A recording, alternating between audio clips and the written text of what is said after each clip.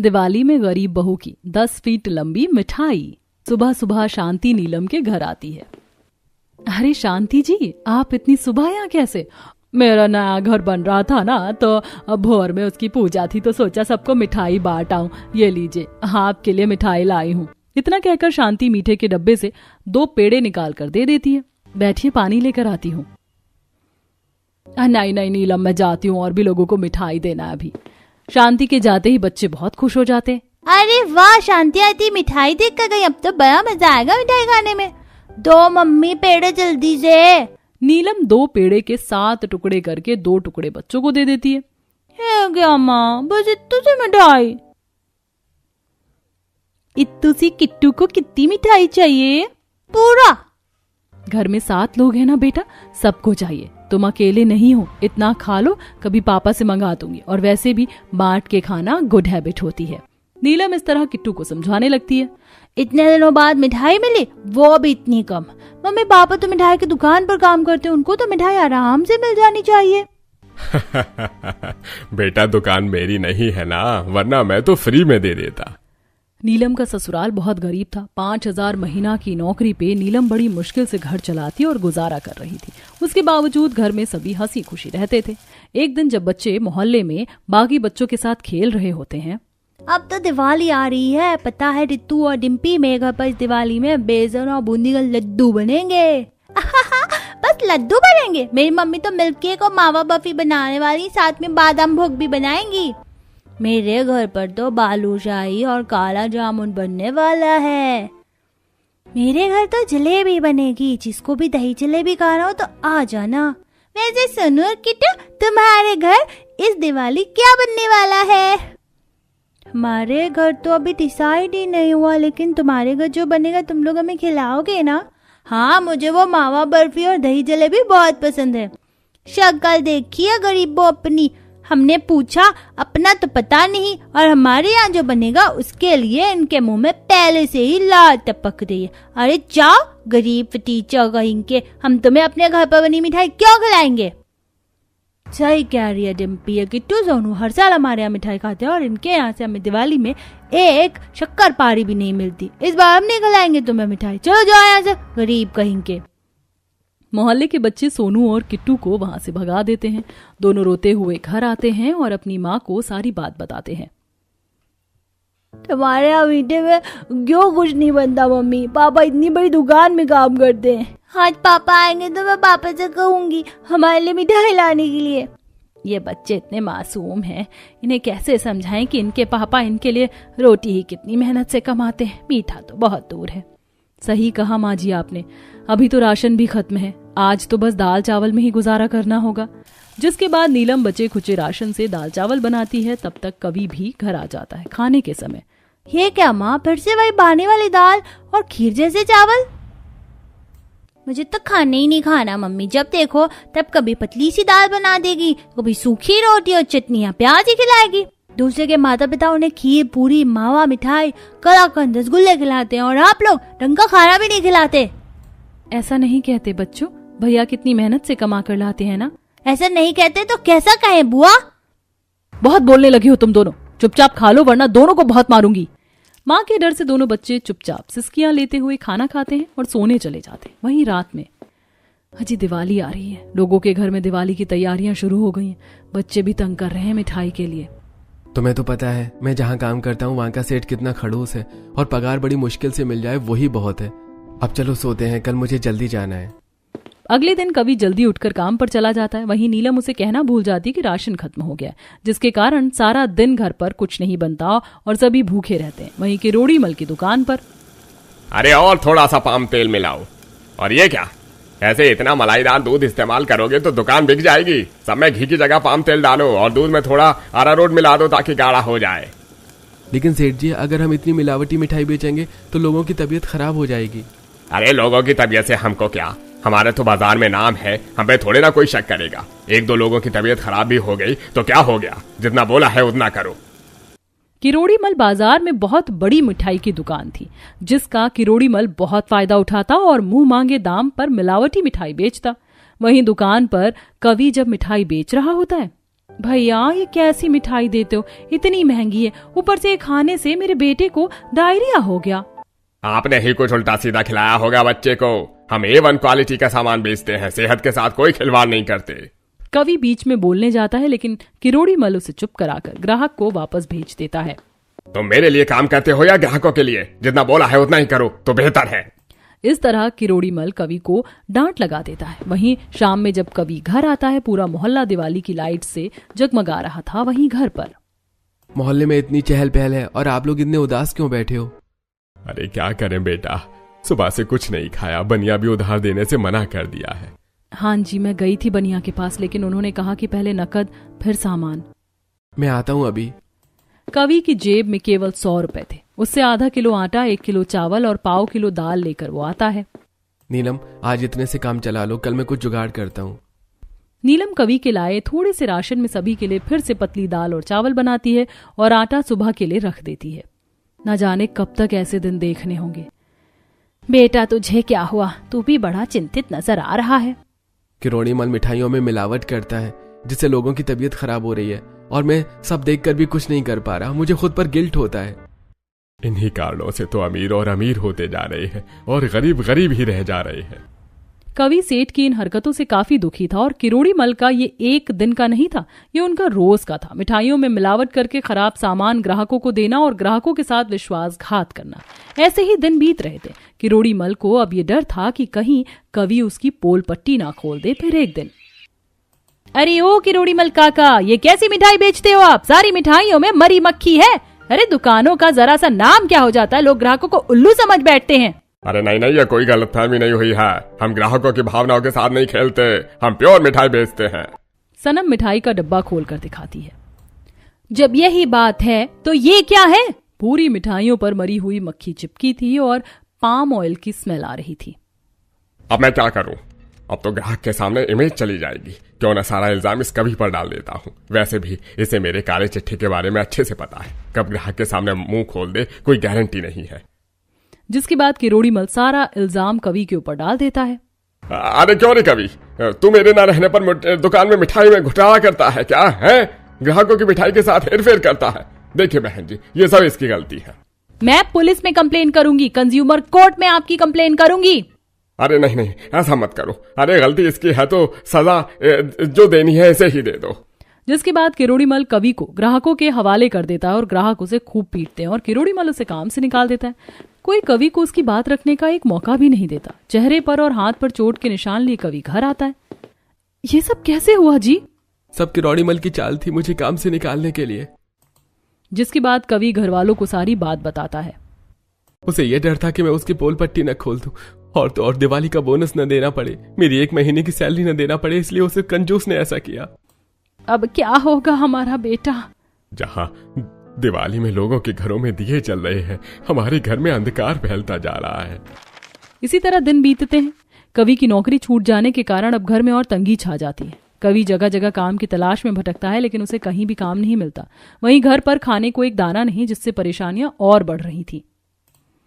माँ जी, मैं सोच रही हूँ क्यों ना मैं ही लोगों के घरों में झाड़ू बर्तन के लिए जाया करूं। वैसे भी दिवाली आ रही है, लोगों को साफ सफाई के लिए काम वाली की जरूरत होगी, इससे कुछ पैसे ही आ जाया करेंगे। मेरा मन तो नहीं करता कि घर की बहू काम करे, लेकिन जब पापी पेट भूखा मरे तो इससे बेहतर है कि एक दूसरे की मदद की जाए। तू जा बहू।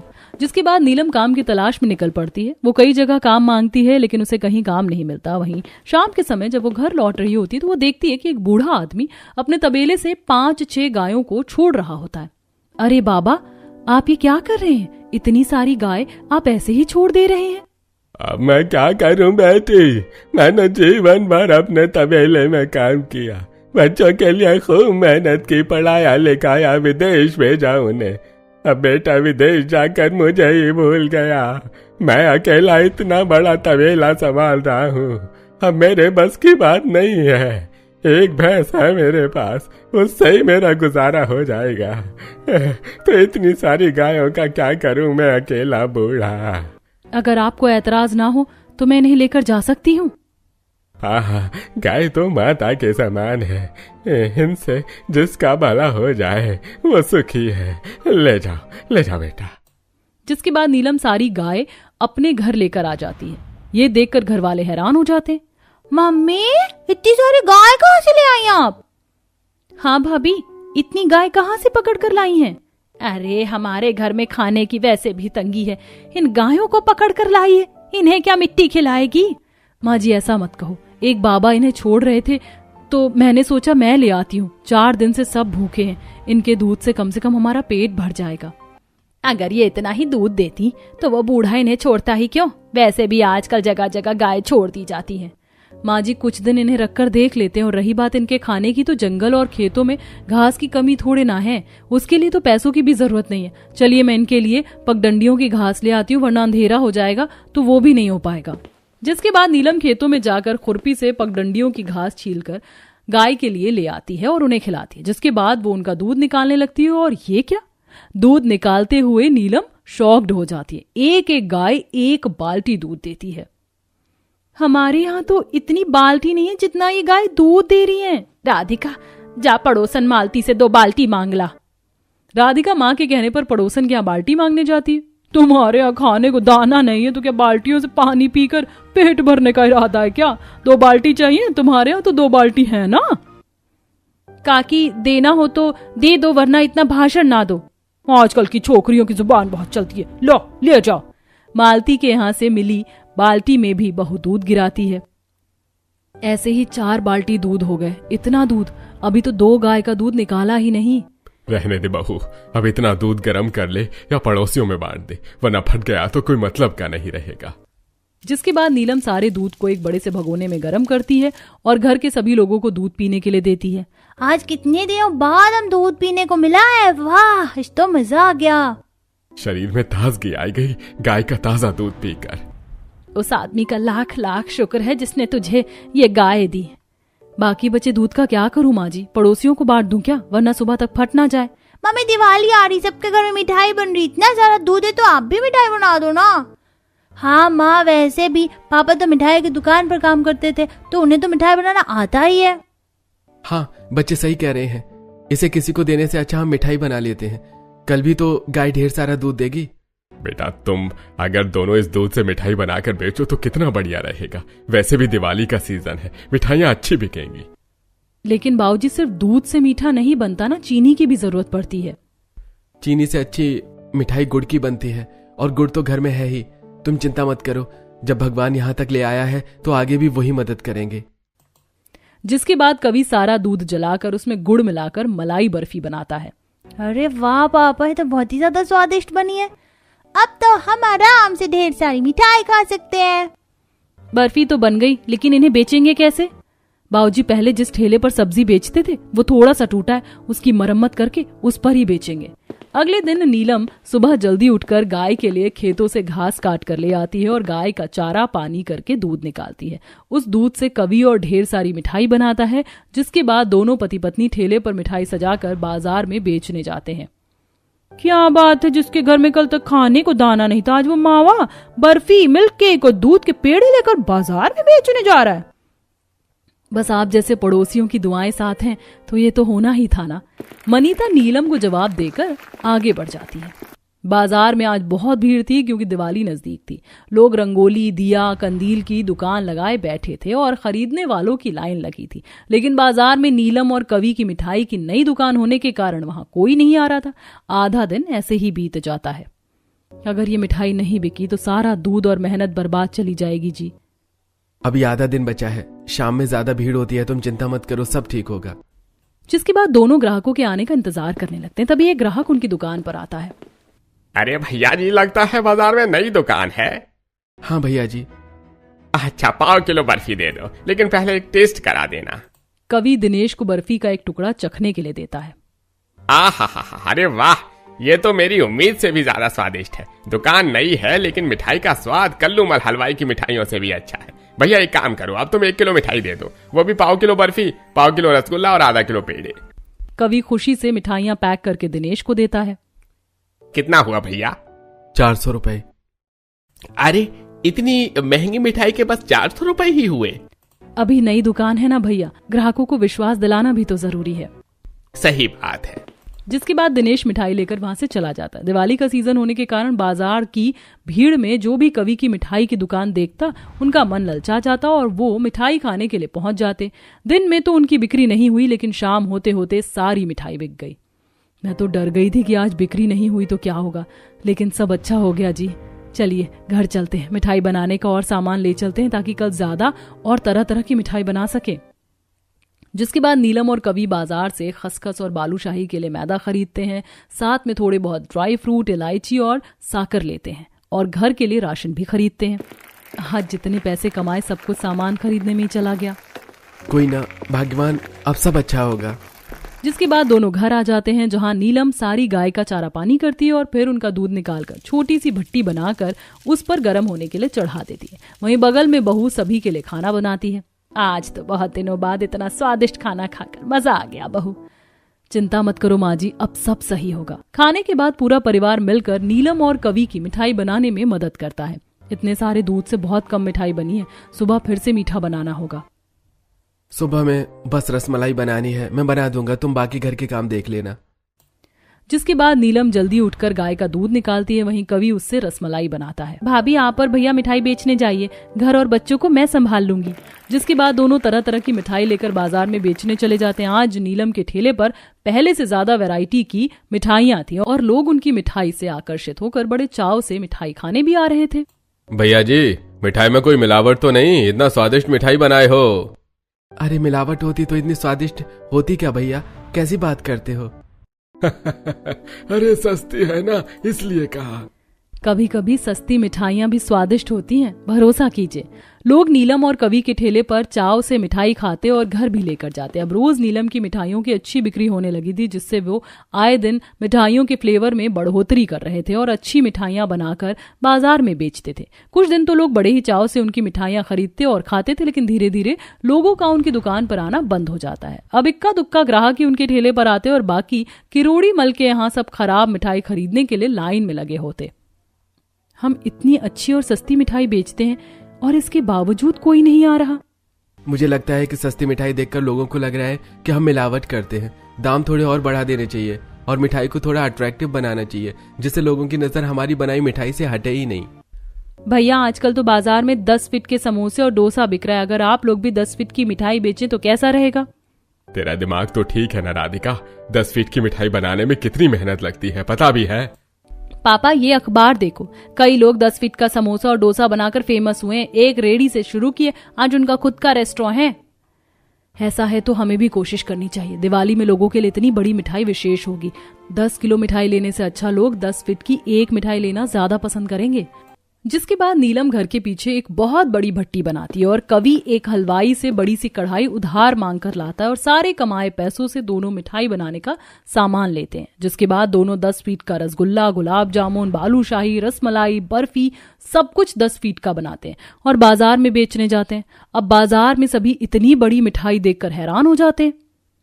अरे वाह, इतनी बड़ी मिठाई तो मैंने जिंदगी में नहीं देखी। अगर मैं इसे अपने घर ले जाती हूँ तो सभी दिवाली में बड़े चाव से मिठाई खाएंगे। भैया एक 10 फीट का रसगुल्ला पैक कर दो। कवि 10 फीट का रसगुल्ला काट कर कंटेनर में भर कर उन्हें देता है और वो खुशी से 10 फीट का रसगुल्ला अपने घर ले जाती है। अब धीरे धीरे नीलम की 10 फीट की मिठाई देखकर लोग उसकी दुकान पर भीड़ लगाने लगते हैं। भैया ये बादाम भोग कैसा दिया? एक 10 फीट का बादाम भोग पैक कर दो। मेरे लिए 10 फीट लंबी बालूशाही पैक करना, मेरे घर वालों को बहुत पसंद है। भैया मिल्क केक पैक कर दो 10 फीट का, और हाँ साथ में 10 फीट वाला रसमलाई भी पैक करना, मेहमान ज्यादा आते हैं ना दिवाली पर। जिसके बाद नीलम और कवि सभी को जल्दी जल्दी मिठाइयाँ पैक करके देते हैं, जिससे किरोड़ी मल हलवाई के ग्राहक भी कवि की दुकान पर आने लगते हैं। धीरे धीरे किरोड़ी मल की दुकान पर ताला लग जाता है और यहाँ कवि और नीलम की 10 फीट की मिठाई की दुकान अच्छी चलने लगती है। 4 दिन में दिवाली है जी, कोई जगह भाड़े पर लेनी होगी। 10 फीट की मिठाई इतनी तेजी से बिक रही है कि इतनी सी जगह में बहुत रश हो जाएगा। जिसके बाद नीलम और कवि देखते हैं कि मैदान में एक जगह खाली है, वहीं पर वे पल्ला बांधकर मिठाई बनाकर बेचने लगते हैं और इतनी बड़ी बड़ी मिठाइयां देखकर लोग वहां आकर्षित होकर आते हैं और 10 फीट की मिठाई लेकर जाते हैं। वहीं घर आकर आप लोग तो बस मिठाई बेचने में बिजी हो। 3 दिन में दिवाली है, आप लोगों को कोई फिक्र नहीं। हमारे लिए दिवाली के कपड़े लाने, पटाखे लाने, घर से जाना है। बेटा पैसे नहीं आएंगे तो कैसे होगा ये सब? वहीं बहू मोहल्ले में देखती है कि सभी के घर में कंदील लग चुके हैं, घर सज चुके हैं और लोगों के घर में दिवाली का फराल भी बन चुका है। बच्चे चकली चिवड़ा खाकर दिवाली का उत्साह मना रहे हैं। देख रही है बहू कैसे लोग उत्साह मना रहे हैं, हमारे घर में तो एक कंदील भी नहीं लगी। माँ कल ही बाजार से हम सारा सामान ले आएंगे। जिसके बाद सभी घर वाले मिलकर बड़ी सी कढ़ाई पर तरह तरह की 10 फीट की मिठाई बनाते हैं और अगले दिन नीलम और कवि बाजार में उसे बेचते हैं। लोग लाइन लगाकर उनके यहाँ मिठाई खरीदते हैं। मैंने कभी नहीं सोचा था कि हमारे यहाँ लोगों की इतनी लंबी लाइन लगेगी मिठाई खाने के लिए। अजी जल्दी से मिठाई बेचकर दिवाली का सामान भी लेना है, वरना बच्चे नाराज हो जाएंगे। दोनों सारी मिठाई बेचकर बच्चों के साथ दिवाली की शॉपिंग के लिए जाते हैं और वहां बच्चों को सुंदर सुंदर कपड़े दिलाते हैं। साथ ही घर वालों के लिए नए कपड़े खरीदते हैं और खुद के लिए भी। कपड़े तो हो गए, अब घर की सजावट का सामान और रंगोली लेनी है। जिसके बाद नीलम और कवि रंगोली, लाइटिंग और कंदील खरीद कर घर ले जाते हैं। देखो दादाजी, दादी जी, पापा मम्मी ने कितना ज्यादा सामान लाया है दिवाली के लिए। चलो भाभी, मैं आपकी मदद करती हूँ घर सजाने में। जिसके बाद कवि, नीलम और राधिका मिलकर घर के बाहर लाइटिंग करते हैं और घर के अंदर फूलों से सजाते हैं। वहीं दरवाजे पर कंदील लगाकर रंगोली निकालते हैं। कल तो दिवाली है, बहुत मजा आएगा। कल दिवाली है, कल ज्यादा बिक्री होगी जी। क्यों ना हम कल जल्दी दुकान लगा दें ताकि शाम में जल्दी फ्री हो जाए। हाँ, ये ठीक रहेगा। अगले दिन दोनों सुबह तड़के ही मिठाई बेचने चले जाते हैं और दिवाली के दिन तो 10 फीट की मिठाई के लिए लोग पागल हो जाते हैं। दुकान पर इतनी ज्यादा भीड़ होती है कि रिपोर्टर्स तक आ जाते हैं नीलम की 10 फीट की मिठाई को न्यूज में कवर करने के लिए। नीलम जैसे तैसे मिठाई बेचकर घर आती है। आज तो हमारी 10 फीट की मिठाई न्यूज में आ रही थी। अरे तब तो कल पक्का तुम दोनों भी न्यूज में छा जाओगे। जी पापा जी, माँ जी, पापा जी, राधिका, मैंने आप लोगों के लिए कल कपड़े लाए थे, ये लीजिए। आप लोग जल्दी से तैयार हो जाओ, मैं भी बच्चों को तैयार करके खुद तैयार हो जाती हूँ, फिर लक्ष्मी पूजन भी तो करनी है। सभी तैयार होने चले जाते हैं। नीलम भी बच्चों को तैयार कर देती है। वहीं नीलम घर के बाहर अपनी बनाई 10 फीट की मिठाई सजा देती है। घर के बाहर बड़ी सी मेज पर तरह तरह की मिठाइयां थी। रसगुल्ले, गुलाब जामुन, बर्फी, पेड़े, बालूशाही, 10 फीट की जलेबी, मावा केक और रसमलाई। इतनी सारी मिठाई देखकर पड़ोसी भी हैरान थे कि कभी ये लोग गरीब हुआ करते थे, आज उन्होंने घर के बाहर 10 फीट की मिठाई सजाई है। मिठाई के साथ चकली, चिवड़ा और शक्करपारे भी होते हैं। पहले हम लक्ष्मी पूजन कर लेते हैं, फिर दिवाली मनाएंगे। बहू, बाहर कहाँ जा रही है? लक्ष्मी जी की फोटो तो घर में है। माँ, हमारी लक्ष्मी जी तो बाहर है ना। जिसके बाद नीलम अपने तबेले में जाकर सारी गाय की आरती उतारती है और उन्हें हार पहनाती है। हे लक्ष्मी माता, अपनी कृपा बरसाए रहना। सभी घर वाले देखकर गाय के सामने हाथ जोड़ लेते हैं। जिसके बाद नीलम घर में लक्ष्मी जी की पूजा करती है और सभी दिवाली मनाने घर के बाहर आते हैं। अरे ओ मालती बहन, सविता जी, मनीता जी, कहाँ हो आप सब? दिवाली नहीं मनानी क्या? सारी पड़ोस ने शर्मिंदा थी कि वे हमेशा नीलम की गरीबी का मजाक उड़ाती हैं, इसीलिए वो नीलम के बिना बुलाए नहीं आती। नीलम के एक आवाज पर सभी वहां इकट्ठा हो जाते। हैप्पी दिवाली जी। हैप्पी दिवाली। आप सभी को दिवाली की बहुत बहुत शुभकामनाएं। आपको और आपके परिवार को भी दिवाली मुबारक हो। माँ, सब कुछ है, पटाखे कहाँ हैं? पटाखे कैसे भूल सकती हूँ, ये लो पटाखे। पटाखे पकड़कर बच्चे खुश हो जाते हैं और 10 फीट की मिठाई का एक टुकड़ा लेकर मिठाई खाते हुए पटाखे फोड़ने लगते हैं। वहीं दिवाली मनाते हुए बच्चे देखते हैं कि दूर खड़े पिंकू, ऋतु, डिम्पी, रोहित, किट्टी और सोनू को ही देख रहे थे। हैप्पी दिवाली दोस्तों, क्या हुआ? तुम्हारा मुंह क्यों बना है? हमने उस दिन तुम्हें मिठाई खिलाने से मना कर दिया था, लेकिन हमें तुम्हारी 10 फीट की मिठाई देखकर लालच आ रहा है। क्या तुम हमें वो खाने दोगे? मना तो नहीं करोगे ना? मेरी मम्मी की बनाई मिठाई तो इसके सामने बहुत छोटी है, हमें भी खिलाओ अपनी मम्मी की बनाई 10 फीट की मिठाई। हाँ दोस्तों, क्यों नहीं, चलो सब तुम लोगों के लिए ही है, खत्म होगा तो मम्मी और बना देंगी। जिसके बाद सोनू और किट्टू अपने दोस्तों को मिठाई खाने के लिए देते हैं और उनके साथ मिलकर पटाखे फोड़ते हैं, दिवाली मनाते हैं। आज पूरा मोहल्ला नीलम के घर आकर दिवाली मना रहा था। सभी बहुत खुश थे। मैंने कभी नहीं सोचा था कि हमारी दिवाली इतनी बेहतरीन होगी। सब बहू की मेहनत का नतीजा है। हमने भी नहीं सोचा था कि कभी नीलम हमें दिवाली पर इतना बड़ा सरप्राइज देगी। थैंक यू नीलम, हमें बुलाने के लिए। तुम्हारी बनाई ये मिठाई बड़ी के साथ बहुत स्वादिष्ट भी है। फिर बहुत धूमधाम से सब दिवाली मनाते हैं। वहीं बहू के 10 फीट की मिठाई के कारण बहू न्यूज में भी छा जाती है और बहुत फेमस होती है। वहीं किरोड़ी मल की दुकान मिलावट के कारण ठप हो जाती है, जिसके बाद कवि और नीलम उसकी दुकान खरीद कर वहीं अपनी 10 फीट की मिठाई बेचते हैं और खुद नाम और पैसे कमाकर खुशी से रहने लगते हैं।